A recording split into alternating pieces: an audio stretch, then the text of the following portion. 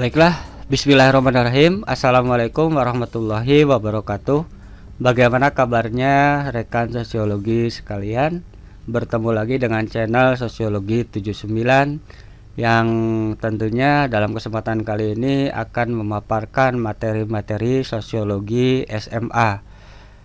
Pada kesempatan kali ini Sosiologi 79 akan melanjutkan materi tentang kearifan lokal dan pemberdayaan komunitas bagian yang kedua, di mana bagian yang pertama kita sudah membahas materi tentang kearifan lokal ini, di mana di dalamnya berisi tentang makna atau definisi dari kearifan lokal, juga pemberdayaan komunitas ya.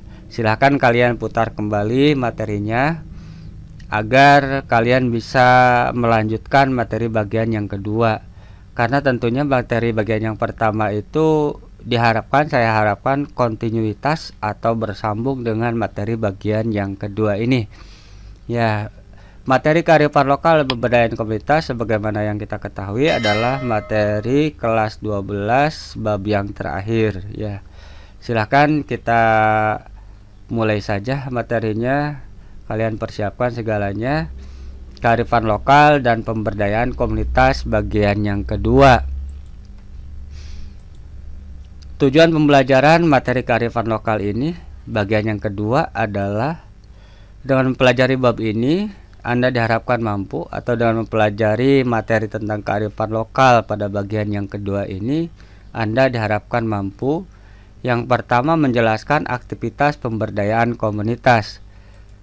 Yang kedua, menjelaskan evaluasi dan hikmah pembelajaran dari aktivitas pemberdayaan komunitas. Itu dua tujuan kita mempelajari materi tentang kearifan lokal dan pemberdayaan komunitas bagian yang kedua yang akan kita paparkan pada saat ini.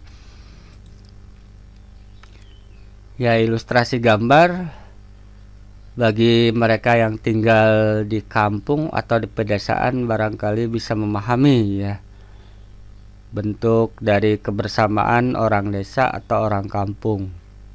Kalau di sini aktivitas ini adalah aktivitas membuat kue ya, kue dodol. Kue dodol itu merupakan salah satu kue tradisional yang dibuat dengan cara bergotong royong, karena tidak mungkin kue jenis ini dibuat sendiri-sendiri ya, memerlukan banyak sekali tenaga dan tidak boleh berhenti untuk diaduk, karena kalau berhenti maka kue tersebut tidak akan jadi. Itu kue dodol. Kue dodol ini ya salah satu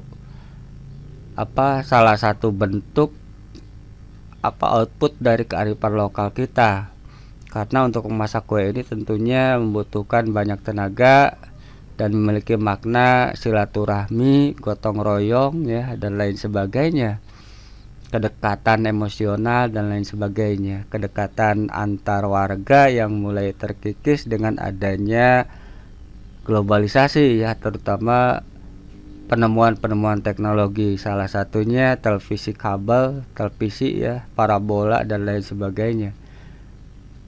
Pada waktu dulu masyarakat itu dalam kesehariannya disibukkan dengan, di samping dengan pekerjaan mereka di kebun, ketika waktu luang mereka biasanya bertetangga ya, berkumpul bersama tetangga mereka membicarakan ini itu.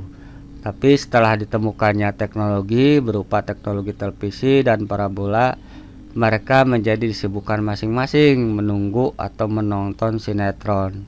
Ini salah satu barangkali penyebab ya masyarakat desa semakin individualis juga gitu ya. Penyebab gotong royong pada masyarakat desa atau keguyuban masyarakat desa semakin berkurang dengan adanya penemuan teknologi tersebut ya. Setelah kue dodol ini selesai ya, sebagaimana kita ketahui biasanya kue tersebut dibagi-bagikan kepada warga masyarakat untuk mencicipinya. Tentunya ini memiliki makna kebersamaan yang luar biasa. Aktivitas pemberdayaan komunitas. Kearifan lokal sebagai tameng arus negatif globalisasi. Jadi Kearifan lokal atau kebijaksanaan lokal ini diharapkan bisa menjadi tameng atau pelindung dari arus negatif globalisasi.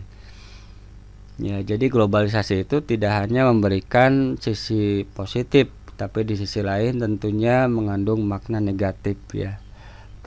Terutama semakin terkikisnya jati diri atau budaya bangsa ya. Salah satunya adalah gotong royong tersebut gitu ya.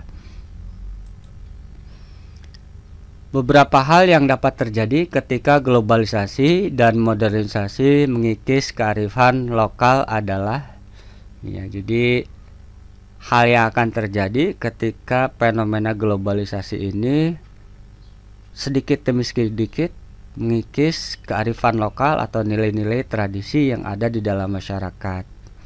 Ya, dampak atau akibat yang akan terjadi kalau seandainya globalisasi ini ya, bukan seandainya lagi, memang sudah mulai mengikis habis ya nilai-nilai tradisi atau kearifan lokal yang ada di dalam masyarakat. Yang pertama akibatnya adalah pergeseran pengertian manusia. Maksudnya sebelumnya manusia itu pada nilai-nilai tradisional diletakkan sebagai bagian dari kosmos atau keseluruhan alam semesta ya, bagian yang melekat dan tidak bisa dipisahkan. Sehingga kemudian timbul keadaan yang harmonis, timbal balik antara alam ya, lingkungan dengan manusia itu sendiri. Manusia mengambil manfaat dari alam tanpa merusaknya. Tapi seiring dengan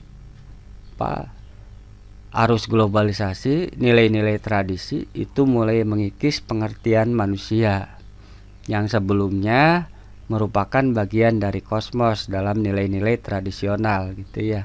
Manusia menjadi sosok yang berkuasa atau berkehendak mengeksploitasi alam. Tentunya dengan hal ini karena perubahan frame atau cara pandang, cara berpikir manusia yang pada akhirnya mempengaruhi juga cara mereka bergaul atau berinteraksi atau berhubungan sosial satu sama lain, pergeseran pengertian manusia. Yang kedua, kebebasan yang terkekang ya. Pada waktu sebelumnya ya, pada nilai-nilai tradisional, manusia itu tidak terbelenggu dengan nilai-nilai material ya. Tidak terbelenggu dengan nilai-nilai material sehingga kehidupannya lebih bebas ya, seperti itu. Dengan adanya arus globalisasi ya, manusia menjadi terbelenggu dengan nilai-nilai material. Artinya segala sesuatu diukur dari segi materi atau ekonominya. Hal ini tentunya semakin mengekang atau semakin membatasi makna atau hakikat manusia itu sendiri, yang sebenarnya tidak hanya sekedar makhluk jasmaniah atau makhluk material kasat mata, tapi juga merupakan makhluk yang imaterial ya, ruhani. Namun dengan adanya globalisasi yang lebih menekankan pada sisi material, hal tersebut mulai terpinggirkan ya. Sisi imaterial atau sisi rohani, budaya empati satu sama lain mulai tergerus ya, tergantikan dengan sudut pandang yang semata materialistis. Dengan adanya sudut pandang yang materialistis, tentunya akan menimbulkan yang namanya objektivitas manusia. Artinya manusia itu tidak dipandang sebagai subjek, individu yang bebas dan setara satu sama lain. Dalam hal ini objektivitas manusia itu artinya manusia itu dipandang sebagai komoditas ya, atau pangsa pasar dari tentunya kapitalisme global ya, globalisasi. Seperti itu objektivitas manusia. Manusia hanya dipandang sebagai alat ya, alat untuk mencari keuntungan.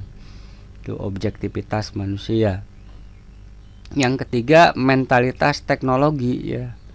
Artinya segala sesuatu sangat tergantung pada teknologi. Hari ini misalnya kalian tidak bisa dilepaskan dari yang namanya teknologi HP ya. Coba sehari saja kalian tidak memegang handphone ya. Bisa enggak? Timbulnya mentalitas yang teknologis, sangat ketergantungan terhadap teknologi.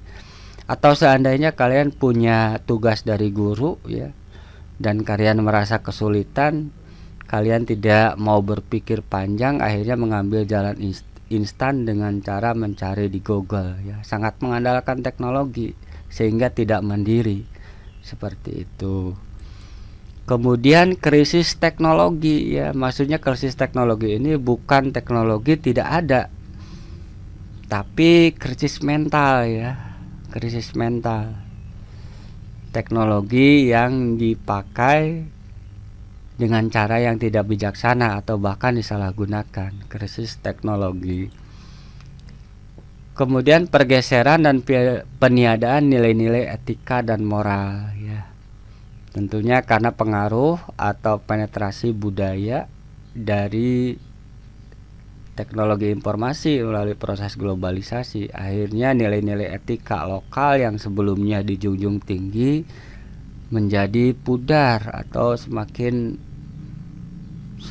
bergeser ya ke arah yang tentunya tidak sejalan dengan jati diri atau nilai-nilai tradisi yang ada, misalnya sopan santun ya, budaya menunduk,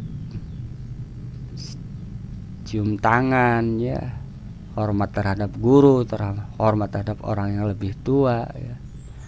Pergeseran dan peniadaan nilai-nilai etika dan moral ini akibat-akibat dari adanya globalisasi yang kemudian berhasil mengikis kearifan lokal atau kebijaksanaan masyarakat setempat gitu ya, seperti itu. Nah, ini tentunya yang namanya subordinasi dan superordinasi itu akan selalu ada.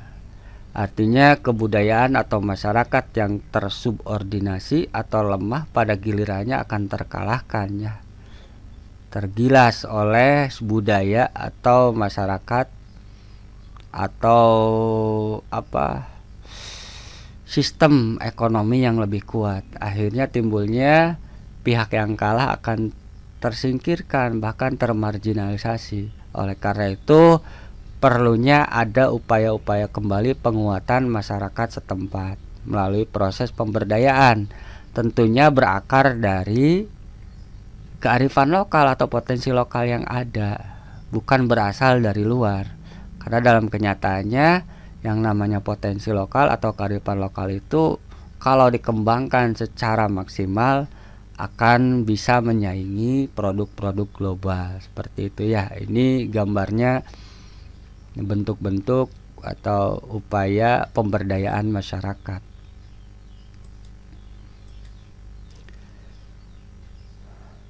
Strategi pemberdayaan komunitas lokal berlandaskan kearifan lokal ya. Strategi ya, cara bagaimana pemberdayaan komunitas lokal yang berlandaskan kearifan lokal atau kearifan masyarakat setempat.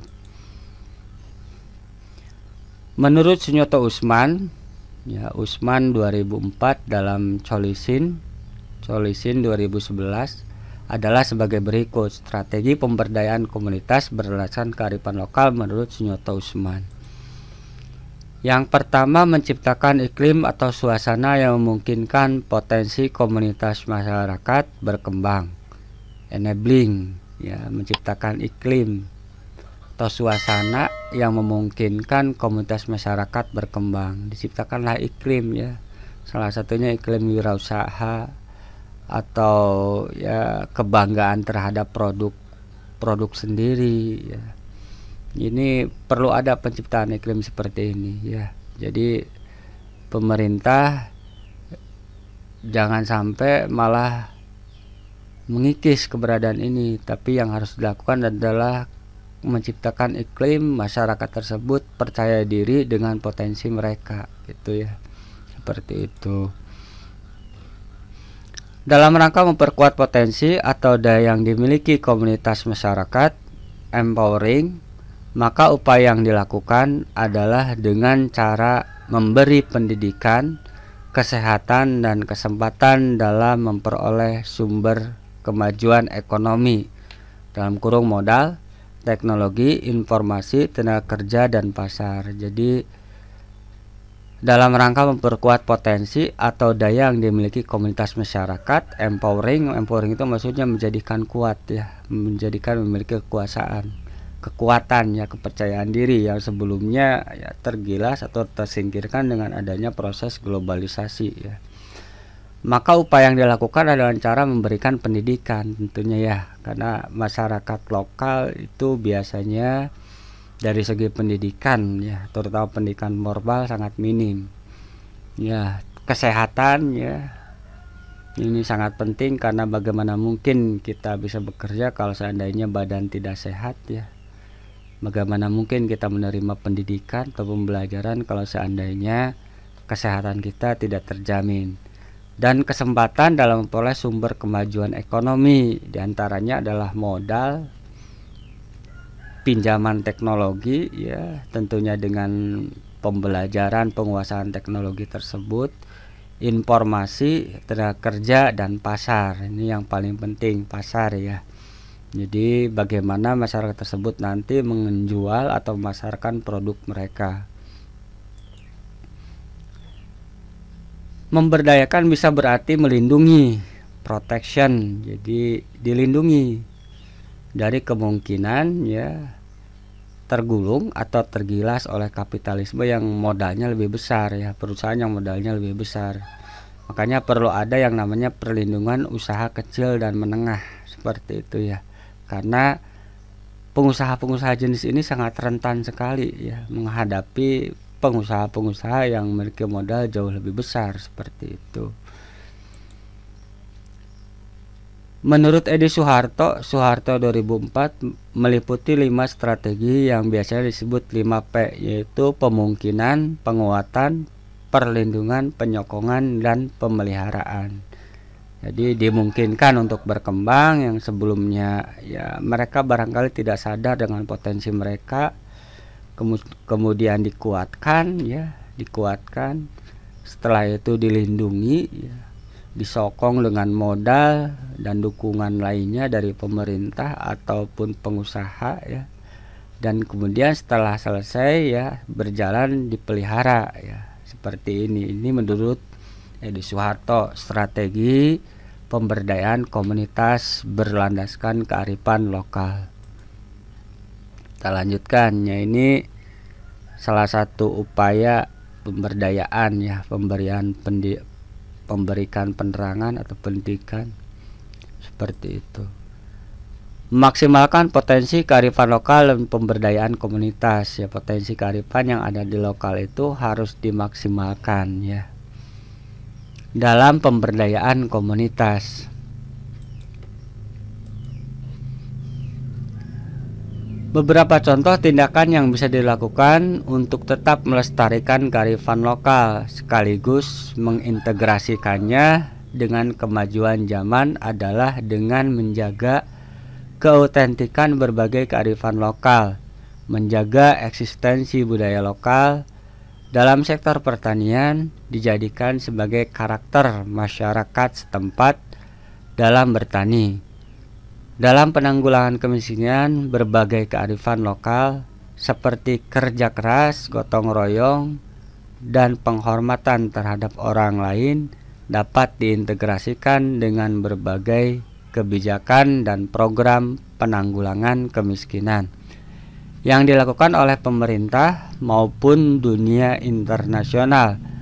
Dalam sektor ekonomi dapat mendorong terbentuknya ekonomi kerakyatan yang berbasis pada kekuatan ekonomi rakyat.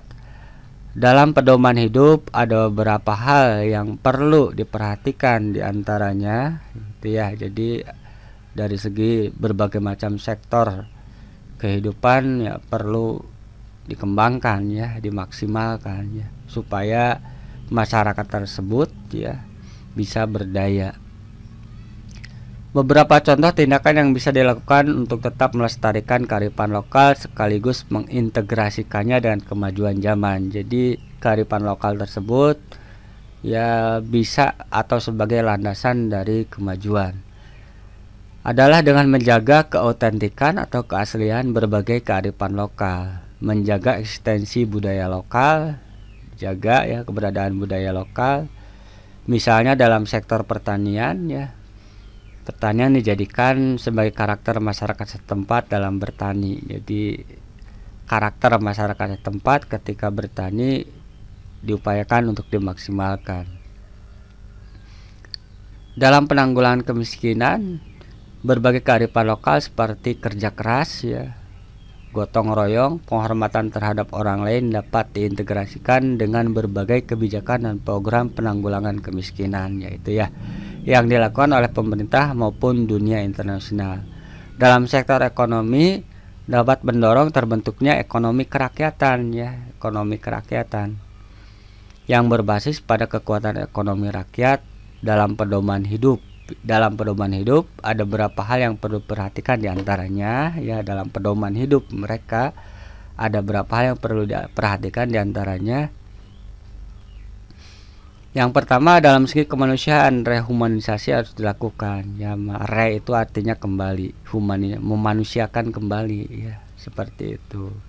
Karena seperti yang sudah disebutkan sebelumnya bahwa perubahan sosial yang demikian pesat dan arus globalisasi telah menggeser pengertian manusia. Kembalikan manusia itu ke nilai-nilai ya, nilai-nilai luhur dahulu ya, sebagai bagian dari alam, sehingga harus menghormati alam ya, karena mereka hidup di alam, tidak boleh mengeksploitasi alam, seperti itu makna kearifan lokal. Jadi rehumanisasi, maksudnya rehumanisasi itu pembentukan kembali arti atau makna dari manusia itu sendiri ya, posisi dia di alam semesta ya, tentunya seperti itu.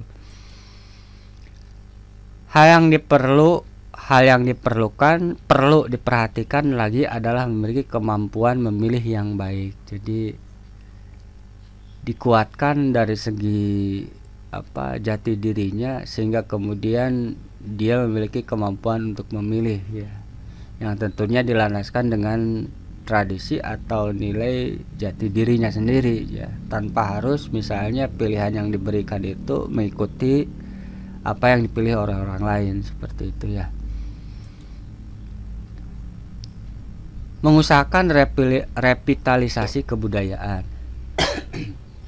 Maksudnya kebudayaan-kebudayaan lokal yang ada itu direvitalisasi kembali ya, diperkenalkan kembali kepada masyarakat, dipromosikan dan lain sebagainya.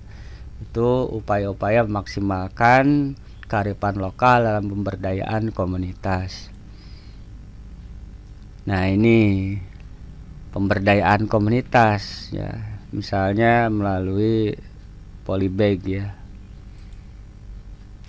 Pentingnya kelestarian lingkungan dan pembangunan berkelanjutan, tentunya menggali kembali potensi kearifan lokal yang ada itu salah satunya adalah dalam upaya melestarikan lingkungan ya. Kita mengambil manfaat dari lingkungan tanpa merusaknya. Ternyata hal tersebut diajarkan dalam tradisi ya, tradisi leluhur atau kearifan masyarakat lokal. Pentingnya kelestarian lingkungan dan pembangunan berkelanjutan. Lingkungan hidup manusia dibagi atas internal dan eksternal. Yang namanya lingkungan itu dibagi menjadi lingkungan internal dan lingkungan eksternal. Dampak negatif yang ditimbulkan akibat pembangunan terhadap lingkungan antara lain sebagai berikut ya.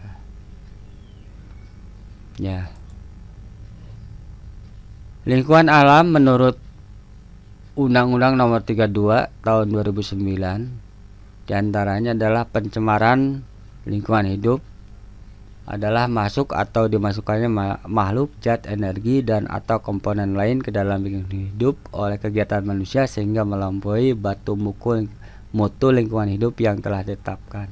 Ini dampak negatif dari pembangunan ya.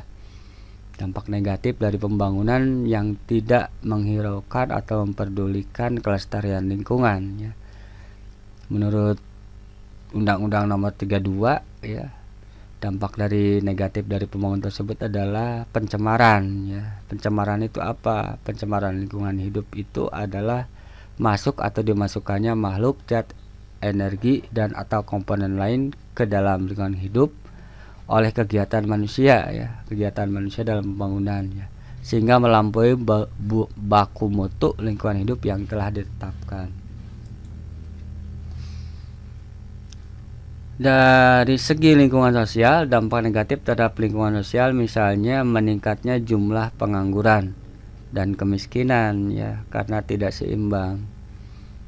Ya, tidak seimbang antara mereka yang memiliki penguasaan teknologi ya, dan ilmu pengetahuan dengan mereka yang tidak memilikinya, sehingga timbul yang namanya ketimpangan atau kesenjangan sosial.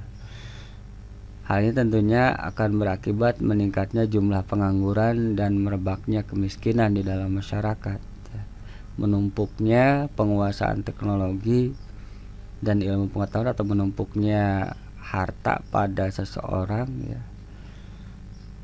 Tentunya ini akibat negatif dari pembangunan yang lebih mengutamakan mereka yang memiliki modal yang besar seperti itu. Demikian untuk memperkecil dampak negatif dari pembangunan yang mengancam lingkungan hidup di dunia, konsep pembangunan berkelanjutan hadir sebagai jawabannya. Jadi pembangunan berkelanjutan ini maksudnya kita memanfaatkan alam ya untuk membangun dengan tidak merusak alam atau dengan tetap menjaga keseimbangan alam. Nah, ini ya.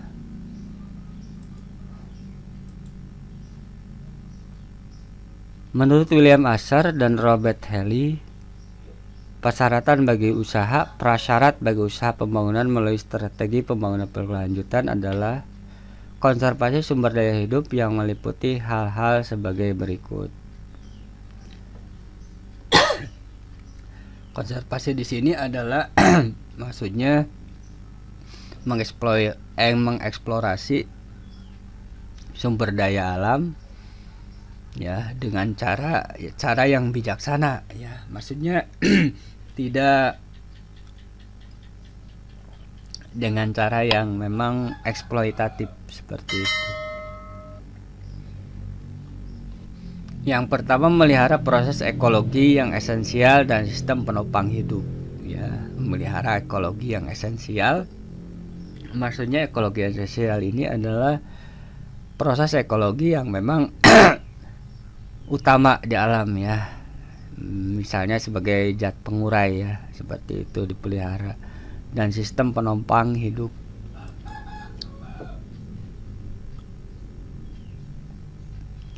Mengawetkan dan melindungi aneka ragam genetika ya. Pencemaran lingkungan, limbah industri pada gilirannya memang memiskinkan yang namanya genetika yang ada di alam ya. Keanekaragaman gen ya di alam.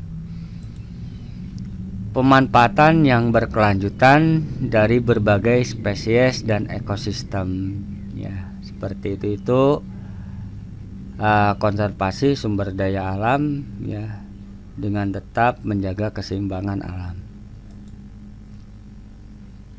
Nah, ini ya ilustrasinya. Bumi itu bulat ya, dan kita semua berada di bumi. Kalau seandainya tidak dijaga ekologinya, tentunya kerugian akan menimpa kita sendiri, seperti itu. Ciri-ciri pembangunan berkelanjutan adalah sebagai berikut. Ciri pembangunan berkelanjutan adalah sebagai berikut. Yang pertama, menjamin pemerataan dan keadilan ya. Yang kedua, menghargai dan melestarikan keanekaragaman hayati, spesies, habitat, dan ekosistem agar tercipta keseimbangan lingkungan.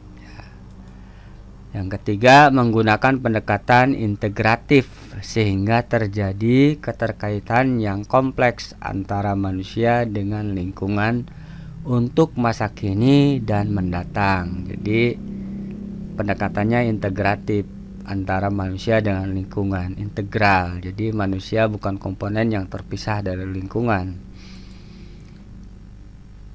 Menggunakan pandangan jangka panjang untuk merencanakan, mengelola, dan memanfaatkan sumber daya yang mendukung pembangunan ya, jadi pandangannya harus jangka panjang ya. ya anak cucu kita nanti ya, sehingga alam jangan dirusak. Meningkatkan kesejahteraan melalui pemanfaatan sumber daya alam secara bijaksana ya. Bagaimana kesejahteraan tersebut meningkat ya, dengan tentunya tidak mengeksploitasi alam, tapi dengan cara memanfaatkan alam secara bijaksana. Memenuhi kebutuhan masa sekarang tanpa membahayakan pemenuhan kebutuhan generasi berikutnya ya. Dan mengaitkan bahwa pembangunan ekonomi harus seimbang dengan konservasi lingkungan. Jadi kebutuhan masa sekarang bisa terpenuhi tentunya dengan tidak mengorbankan kebutuhan generasi kita di masa yang akan datang, seperti itu. Nah, ini ya, penggundulan hutan ya, penebangan liar, permasalahan lingkungan hidup ya, lingkungan di sekitar kita. Beberapa permasalahan lingkungan hidup yang diakibatkan oleh pembangunan. Ada berapa permasalahan lingkungan hidup kita yang disebabkan oleh pembangunan. Limbah B3, diantaranya limbah B3, bahan berbahaya beracun ya. Ini tentunya sangat merugikan alam juga manusia. Pencemaran air ya, hingga sangat sulit sekali kita bisa mendapatkan air yang bersih berkualitas ya, terutama di daerah perkotaan karena air sudah tercemar.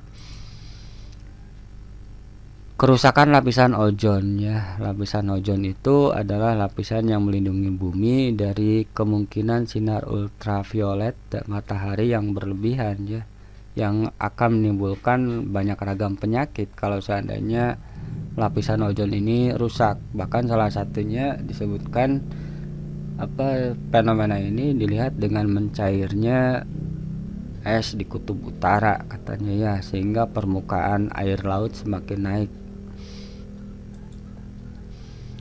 Pemanasan global, global warming, ancaman dari pemanasan global ini diantaranya ya, jadi masalah lingkungan hidup, pemanasan global akibat dari adanya pencemaran dan lain sebagainya menimbulkan suasana atau iklim yang semakin hari semakin panas, yaitu namanya global warming. Ancaman dari pemanasan global ini diantaranya adalah kegagalan panen karena cuaca yang tidak mendukung ya. Berkurangnya kesediaan air bersih karena kekeringan dalam jangka waktu lama. Maraknya banjir dan badai topan yang sewaktu-waktu melanda pemukiman manusia. Ya, ini wilayah-wilayah pesisir, pulau-pulau kecil terancam tenggelam oleh naiknya air laut.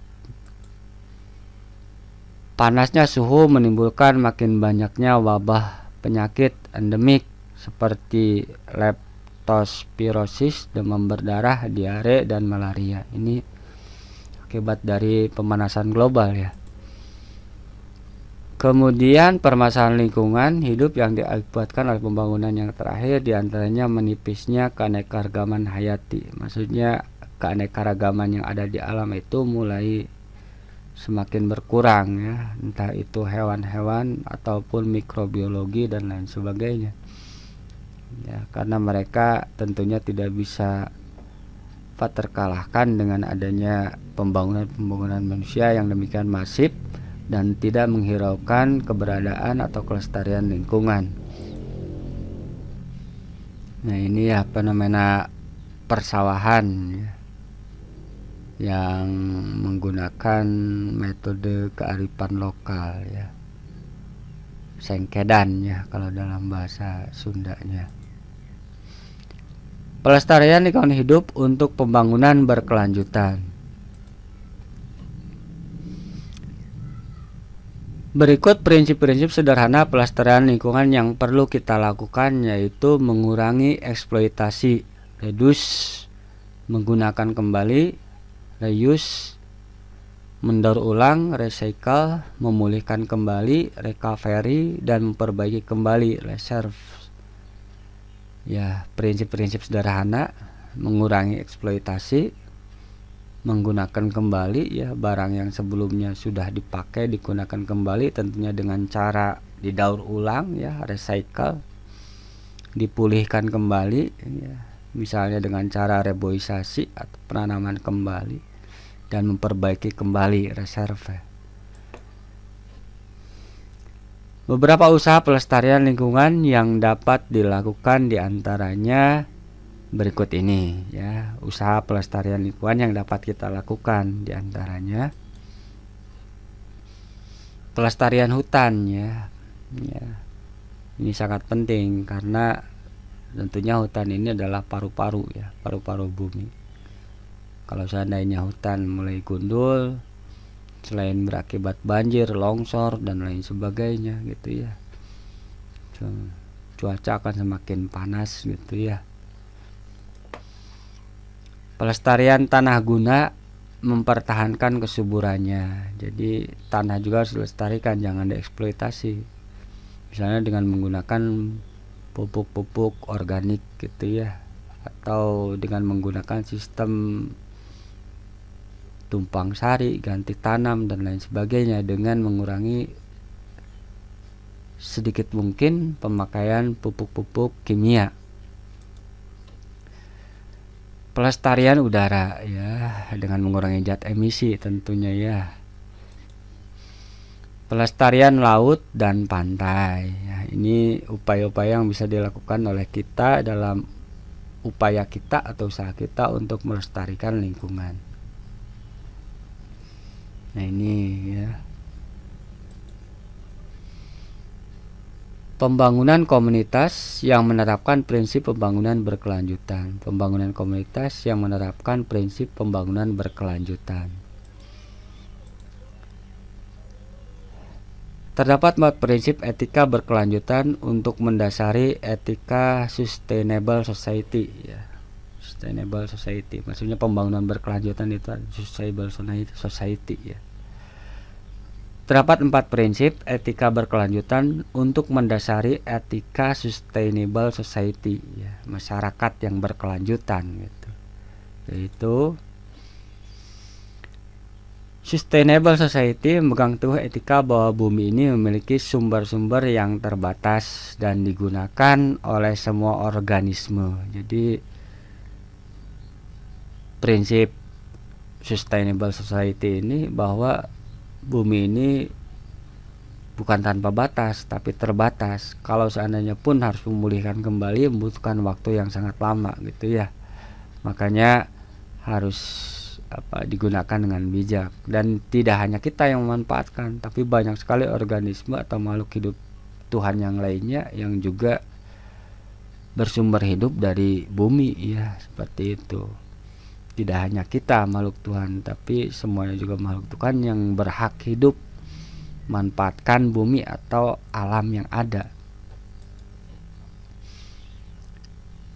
Manusia merupakan bagian dari alam dan juga merupakan subjek dari hukum-hukum alam dan tidak kebal terhadap hukum alam. Ya ini jelas sekali. Manusia kita ya bagian dari alam, bagian dari bumi ini. Ya, kalau misalnya kita tidak jaga kelestarian, mau hidup di mana? Dan merupakan subjek dari hukum-hukum alam. Kita juga tidak kebal dari hukum alam, meskipun teknologi diciptakan dengan demikian canggih, tetap kita akan terkena dampak dari hukum alam. Contohnya wabah COVID-19 ini ya. Ini akibat dari kita tidak pandai menjaga keseimbangan alam ya. Akhirnya jadinya seperti ini. Akhirnya ya kita sendiri yang kena ya, musibah banjir, angin topan dan lain sebagainya karena ulah manusia sendiri tentunya. Alam menerapkan hukumnya terhadap kita. Manusia yang berhasil merupakan manusia yang mampu bekerja sama dengan kekuatan-kekuatan alam, bukan manusia yang mendominasi alam. Jadi kekuatan alam, kita bekerja sama dengan alam sebagai mitra, bukan sebagai musuh yang harus ditaklukkan atau didominasi gitu ya. Memegang prinsip yang tegas bahwa ekosistem yang sehat yang berfungsi baik adalah sangat penting untuk semua bentuk kehidupan. Ya ini ya. Ya, jadi kita harus memelihara alam. Tentunya hal ini sudah diajarkan oleh yang namanya kearifan atau kebijaksanaan lokal masyarakat kita yang keberadaannya turun temurun diwariskan itu ya. Nah, ini salah satunya upaya untuk mengembalikan atau melestarikan alam. Demikian, pembangunan berkelanjutan tidak terbatas pada pengelolaan sumber daya alam secara berkelanjutan saja, tetapi juga menyangkut keberlanjutan sosial dan ketahanan sosial. Dalam hal ini, potensi komunitas masyarakat perlu dikembangkan. Oleh karena itu, diperlukan dorongan dari lembaga kemasyarakatan agar pembangunan berkelanjutan dapat berjalan dengan kondusif sehingga tercipta komunitas masyarakat yang mandiri. Dalam hal ini, lembaga kemasyarakatan hanya memberikan pelayanan dan bantuan materi, sedangkan yang merencanakan, melaksanakan, mengelola, dan melestarikan adalah komunitas masyarakat itu sendiri ya. Pembangunan berkelanjutan tidak terbatas pada pengelolaan sumber daya alam secara berkelanjutan saja, bukan hanya cara bagaimana mengelola sumber daya alam secara berkelanjutan, tetapi juga menyangkut keberlanjutan sosial dan ketahanan sosial, terutama ketahanan pangan masyarakat ya. Dalam hal ini, potensi komunitas masyarakat perlu dikembangkan sehingga nantinya mereka sendiri yang akan melestarikan alam seperti itu. Mereka bisa memanfaatkan alam, mengambil manfaat alam dengan tidak merusak keseimbangan atau ekosistem alam. Oleh karena itu, perlu dorongan dari lembaga kemasyarakatan, ya, pemerintah, agar pembangunan berkelanjutan dapat berjalan dengan kondusif, sehingga tercipta komunitas masyarakat yang mandiri. Dalam hal ini, lembaga kemasyarakatan hanya memberikan pelayanan bantuan materi saja, sedangkan yang merencanakan, melaksanakan, mengelola, dan melestarikan adalah komunitas masyarakat itu sendiri ya.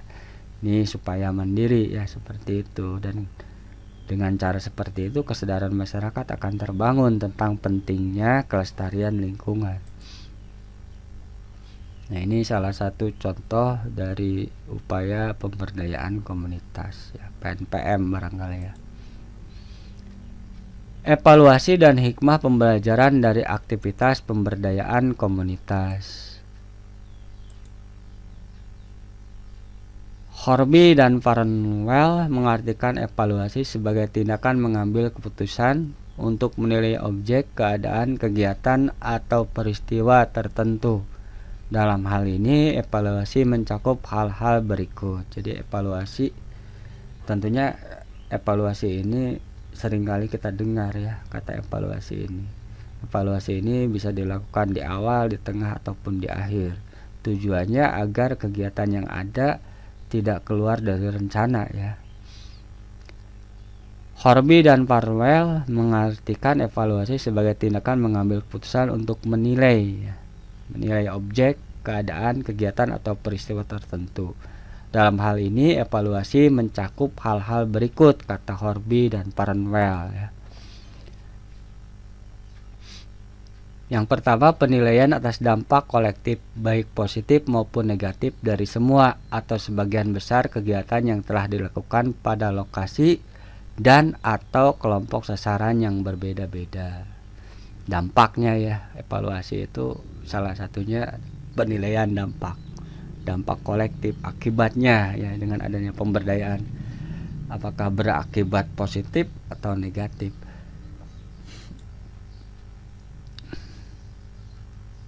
Yang kedua, deskripsi keluaran dan hasil atau manfaat sebagaimana dilihat dari sudut pandang penerimaan manfaat. Hal ini berkaitan dengan kegiatan yang dilakukan di atas. Jadi yang pertama dampaknya, yang kedua kira-kira evaluasi manfaat ya. Manfaatnya apa bagi masyarakat, atau masyarakat sudah merasakan manfaatnya atau belum dengan adanya pemberdayaan tersebut. Ini evaluasi ya mencakup hal-hal berikut menurut Horby dan Farnwell. Nah, ini ya. Tentunya pemberdayaan tersebut berakar dari kehidupan masyarakat lokal ya. Contohnya bertani ya. Pentingnya evaluasi pemberdayaan komunitas. Nah, apa sih pentingnya evaluasi pemberdayaan komunitas tersebut atau evaluasi kegiatan pemberdayaan komunitas tersebut? Kegiatan penilaian sangat diperlukan karena tanpa adanya evaluasi terhadap suatu program yang dilaksanakan dalam aktivitas pemberdayaan komunitas, kita dapat melihat hasil yang telah dirasakan oleh masyarakat. Oleh karena itu, evaluasi terhadap suatu program juga merupakan suatu kegiatan yang sekaligus untuk mengawasi jalannya aktivitas pemberdayaan tersebut dalam mencapai tujuan yang sudah ditentukan yang sesuai dengan program pemberdayaan. Evaluasi juga dapat digunakan untuk mengambil suatu keputusan apakah program pemberdayaan tersebut perlu dilanjutkan atau tidak. Evaluasi dapat dilakukan dari perencanaan, pelaksanaan, hingga hasilnya. Jadi di awal ketika merencanakan, ketika juga setelah berjalan ya, ketika berjalan prosesnya dan juga hasilnya. Setiap kegiatan perlu adanya evaluasi, termasuk kalian belajar juga kan ada evaluasi. Dalam hal ini evaluasi ya ada mid semester ya, ulangan harian dan semester, dan tujuannya untuk mengukur keberhasilan tentunya ya, sebagai seberapa jauh atau seberapa besar efektivitas atau hasil kalian dari belajar. Kegiatan penilaian sangat diperlukan karena tanpa adanya penilaian atau evaluasi terhadap suatu program yang dilaksanakan dalam aktivitas pemberdayaan komunitas, tanpa adanya, ini salah ketik ya, kita tidak dapat melihat hasil yang telah dirasakan oleh masyarakat. Kalau tidak ada evaluasi ya kita nggak bisa tahu hasil apa yang bisa dapat oleh masyarakat dengan adanya pemberdayaan komunitas tersebut. Oleh karena itu, evaluasi terhadap suatu program juga merupakan suatu kegiatan yang sekaligus untuk mengawasi jalannya aktivitas. Ya, pihak yang berwenang ya, yang berhak mengawasi apakah aktivitas tersebut berjalan atau tidak dalam mencapai tujuan yang sudah ditentukan yang sesuai program pemberdayaan. Evaluasi juga dapat digunakan untuk mengambil suatu keputusan apakah program pemberdayaan tersebut perlu dilanjutkan kalau seandainya efektif, bagus, atau tidak, atau harus dihentikan karena tentunya memakan dana ya dan biaya kalau seandainya tidak efektif. Evaluasi dapat dilakukan dari perencanaan, tahap awal, pelaksanaan, dan hasilnya. Pentingnya evaluasi pemberdayaan komunitas itu ya. Nah, ini jenis evaluasi. Ada berapa jenis evaluasi ya?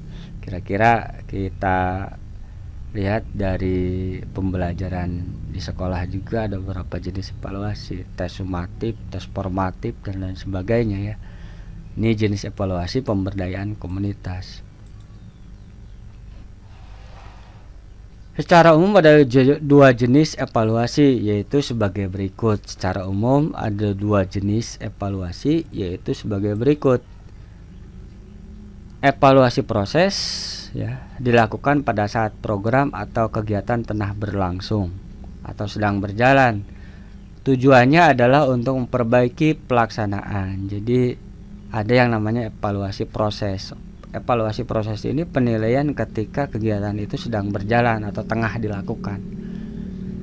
Ya, tujuannya adalah untuk memperbaiki pelaksanaan. Kalau seandainya dalam proses berjalannya kegiatan tersebut ada yang tidak sesuai dengan rencana atau tujuan dari program, maka ya diluruskan supaya tidak melenceng terlalu jauh seperti itu. Itu evaluasi proses.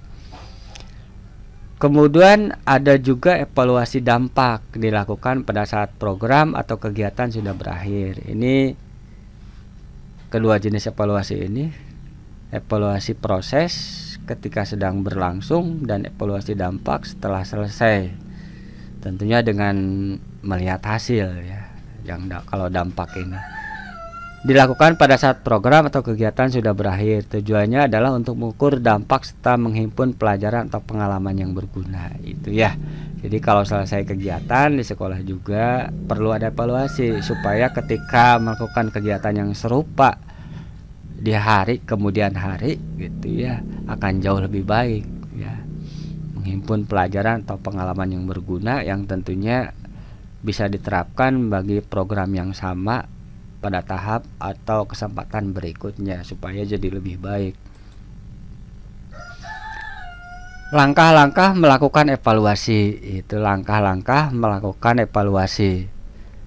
Yang pertama, menyusun rencana kerja ya, rencana kerja, perencanaan, memilih pihak pelaksana evaluasi yang independen dan objektif. Ini perlu karena tentunya harus ada otoritas yang mengerti ya, yang mengerti tentang kegiatan tersebut dan bisa independen atau bebas, tidak memihak dan objektif. Bahasa laporan hasil evaluasi dengan pihak-pihak pelaksana evaluasi, yaitu langkah-langkah evaluasi. Kita ulangi lagi. Menyusun rencana kerja, langkah-langkah melakukan evaluasi. Yang pertama, menyusun rencana kerja. Yang kedua, pilihlah pihak pelaksana evaluasi yang independen dan objektif. Yang ketiga, bahaslah laporan hasil evaluasi dengan pihak-pihak pelaksana evaluasi. Ya, ini materinya sudah selesai. Keseluruhan materi kelas 12 kurikulum 2013 edisi revisi ya. Ini yang terakhir, materi tentang kearifan lokal dan pemberdayaan komunitas ya. Kita akhiri keseluruhan materi dari materi kelas 12. Mudah-mudahan bisa bermanfaat ya bagi kita semua. Bagi saya khususnya, saya juga belajar ya.